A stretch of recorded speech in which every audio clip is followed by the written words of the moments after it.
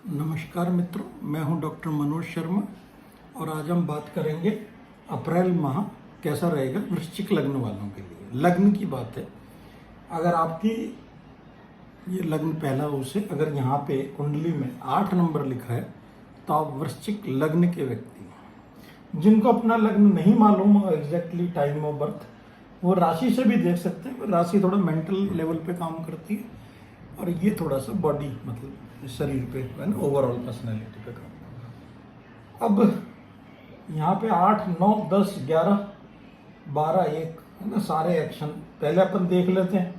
एक तो 8 अप्रैल को सोलर एक्लिप्स होएगा। सन थोड़ा सा राहु के साथ हैं इसलिए, ठीक है ना। अब देखते हैं उनका प्रभाव, है ना।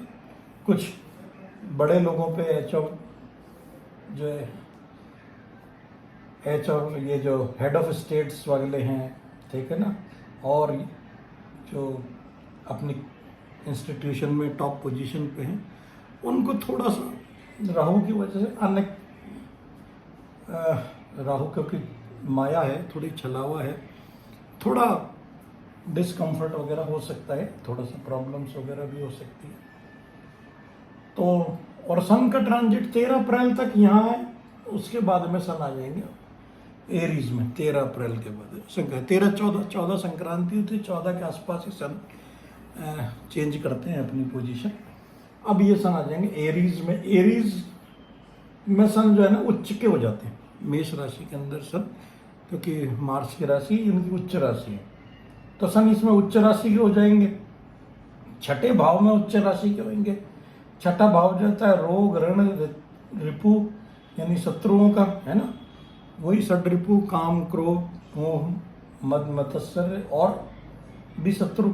अब सन यहाँ पे पावरफुल होकर के तो शत्रु नाश करेंगे, ठीक है। तो वृश्चिक वालों के शत्रुओं का नाश जो है वो सन करेंगे, ठीक है। सन हेल्थ भी अच्छी देते हैं, तो अगर कोई हेल्थ इश्यू आ रहा था तो वो भी ठीक हो जाएगा।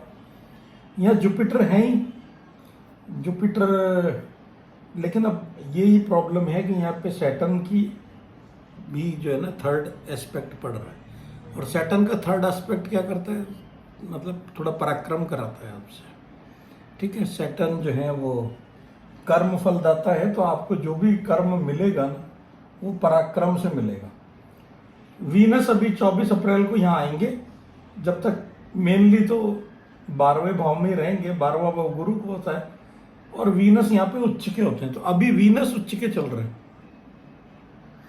और 5वें भाव में चल रहे हैं। अच्छा, 5वां भाव वृश्चिक राशि, 5वें भाव से अपन क्या देखते हैं, अपन शिक्षा देखते हैं, तो स्टूडेंट के लिए अच्छा चल रहा है। संतान देखते हैं और एंटरटेनमेंट देखते हैं और लव अफेयर्स वगैरह देखते हैं। तो ये 12वें भाव में वृश्चिक राशि वालों के लिए अच्छा है। राहु है, लेकिन साथ में राहु सडन एक्सप्लोजन कहते हैं, मतलब तो एक्सपांशन, एम्पलीफिकेशन, तो और वीनस का फ्रेंड है, तो इनके थोड़े से गुणों को बढ़ा देता है। मरकरी भी यहाँ पे रेट्रोग्रेड होकर के यहीं आ रहे हैं, तो मरकरी जिनके साथ बैठते हैं वैसे गुण ले लेते हैं। मरकरी को बच्चा मानते हैं, तो जिसके साथ बैठते हैं, तो वीनस के साथ बैठेंगे तो वीनस जैसे।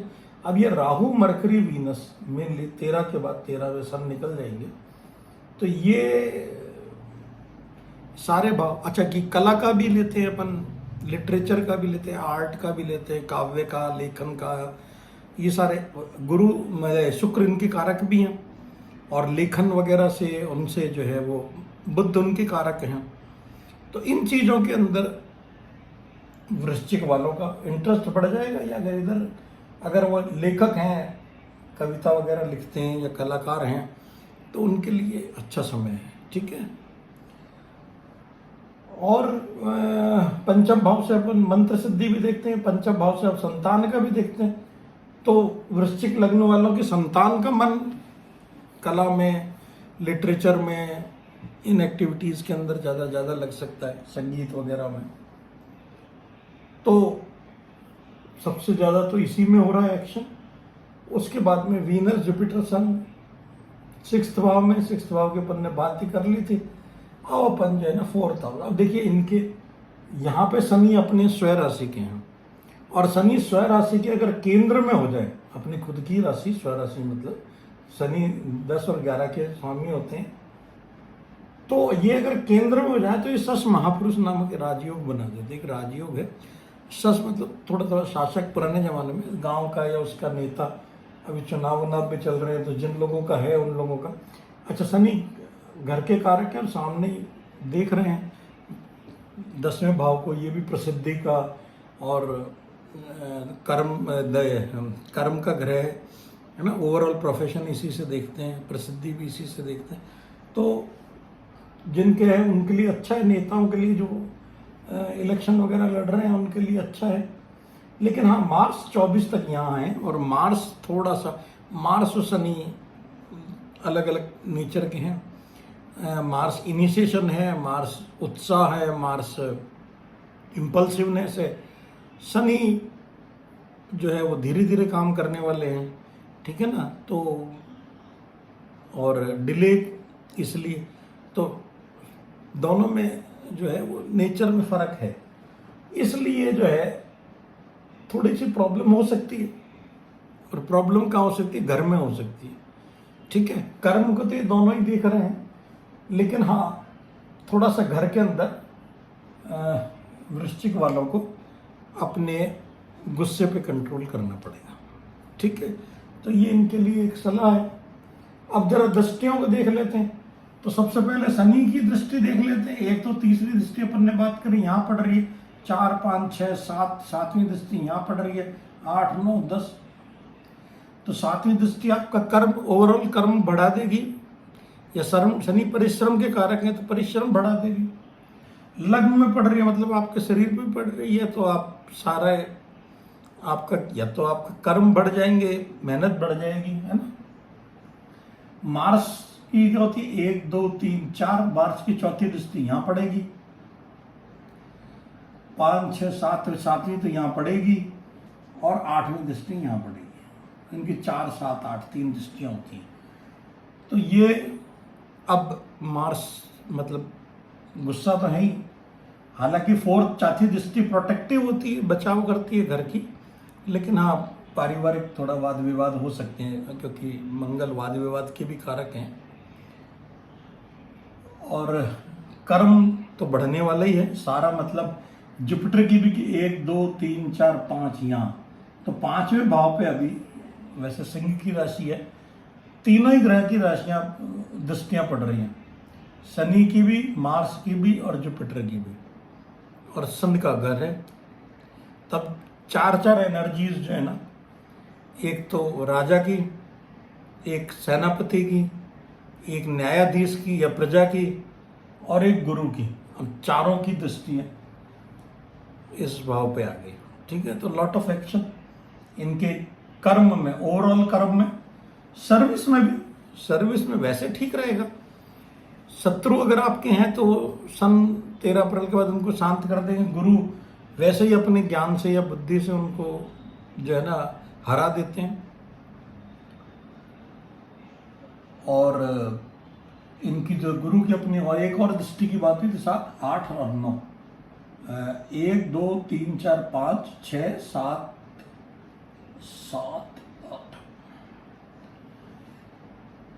7वीं दृष्टि गुरु की पड़ेगी 12वें भाव में। तो जो लोग विदेश जाना चाहते हैं या विदेश से में सर्विस करते हैं उनके लिए अच्छा है। विदेश मतलब ऐसा नहीं है जैसे इंडिया के, अब आजकल विदेश को, विदेश पुराने ज़माने में जब ग्रंथ लिखे गए थे तब विदेश को मानते थे।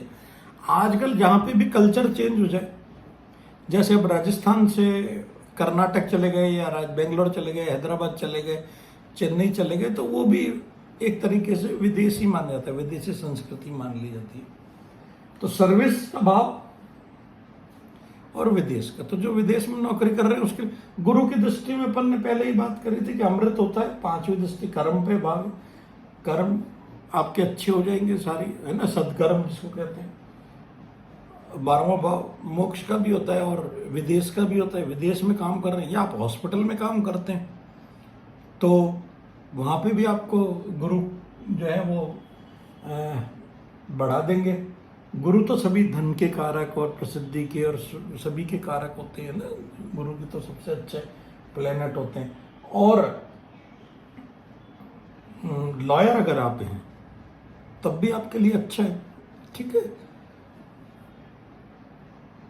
8वें भाव पे लग्न पे तो केवल मंगल की दृष्टि पड़ रही है, इसलिए शनि की दृष्टि पड़ रही है, तो शनि की दृष्टि थोड़ा सा कई बार आलस्य दे सकती है। तो इनसे 8वां घर है वृश्चिक वालों का, तो इनसे सलाह यही है कि भाई डेली रेगुलर एक्सरसाइज करते रहे, ठीक है ना।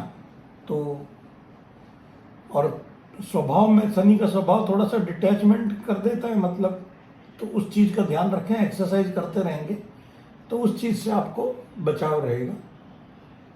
और गुरु की 9वीं दृष्टि, गुरु की बात कर रहे थे अपन, गुरु की 9वीं दृष्टि परिवार भाव पे भी आ रही है, तो परिवार की भी वृद्धि करेंगे। गुरु जहाँ देखते हैं, गुरु भी एक्सपांसन का कारण है, और गुरु लिमिटेड एक्सपांसन करते हैं, राहु तो एक्सप्लोजन कर देते हैं ना, गुरु लिमिटेड एक्सपांसन। तो गुरु जो है आपके कर्म में, विदेश भाव में, अच्छा खर्चे बढ़ा सकते हैं गुरु, ये खर्चों का भी भाव होता है, व्यय भाव कहते हैं इसको।